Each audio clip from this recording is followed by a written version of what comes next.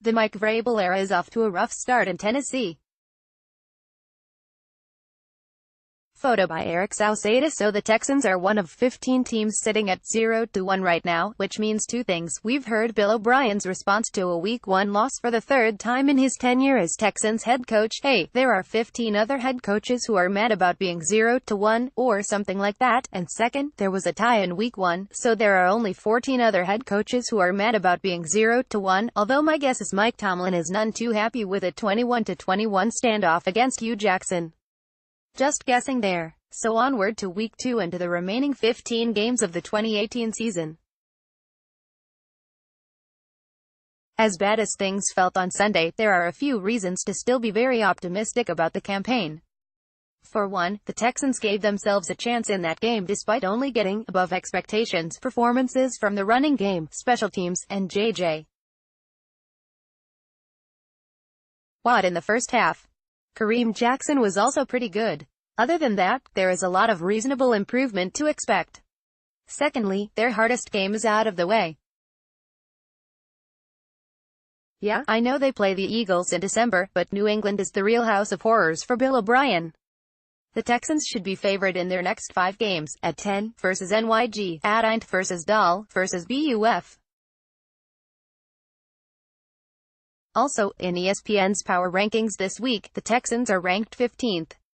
Only 4 of their remaining games, at Jack, at Was, at Fight versus Jack, are against teams ranked ahead of them. The other 11 games are against lesser teams, at least lesser according to these rankings, and 10 of those games are against teams ranked 20th or lower, essentially the bottom third of the league. The recovery from Week 1 starts Sunday in another perceived teacher versus pupil battle, only this time O'Brien is on the master end, and Mike Vrabel is the Padawan. Dorky Star Wars reference alert.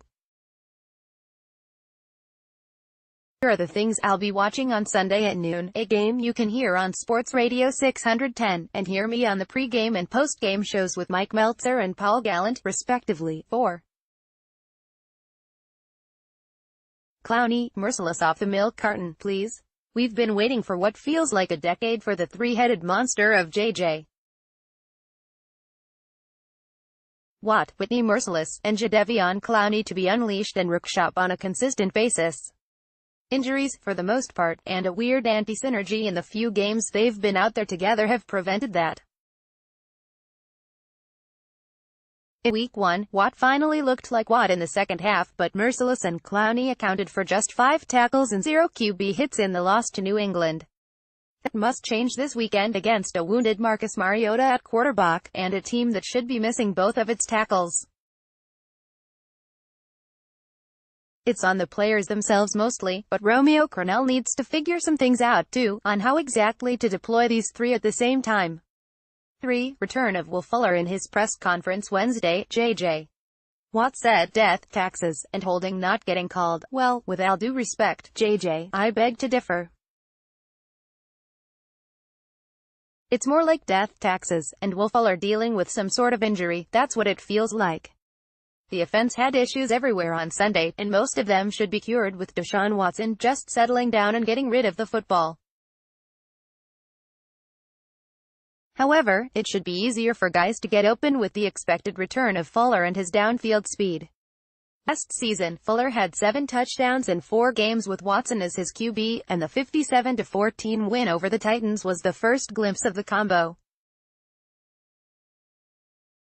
This is a big year for Fuller, who is in year 3 of his rookie deal, 5th-year option decision coming after this season.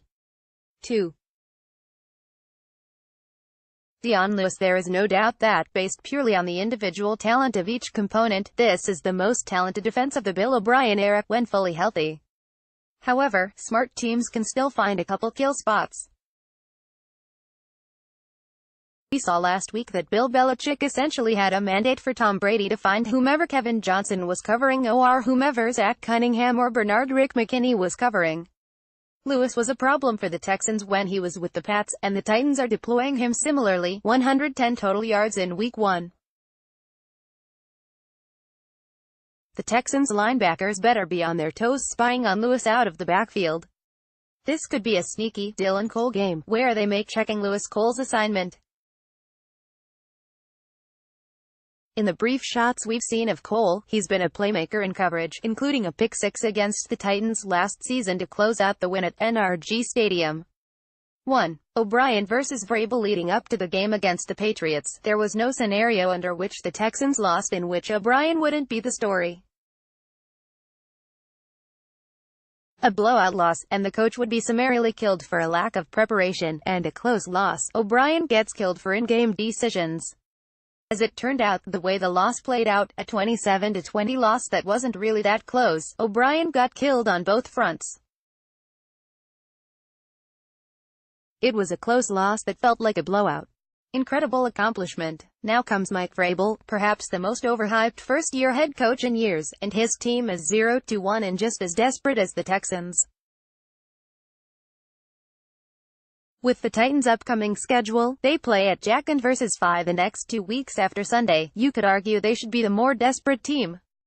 If O'Brien falls to 0-2 with the losses to Belichick and Vrabel, though, Monday is going to be an inferno on Houston radio airwaves.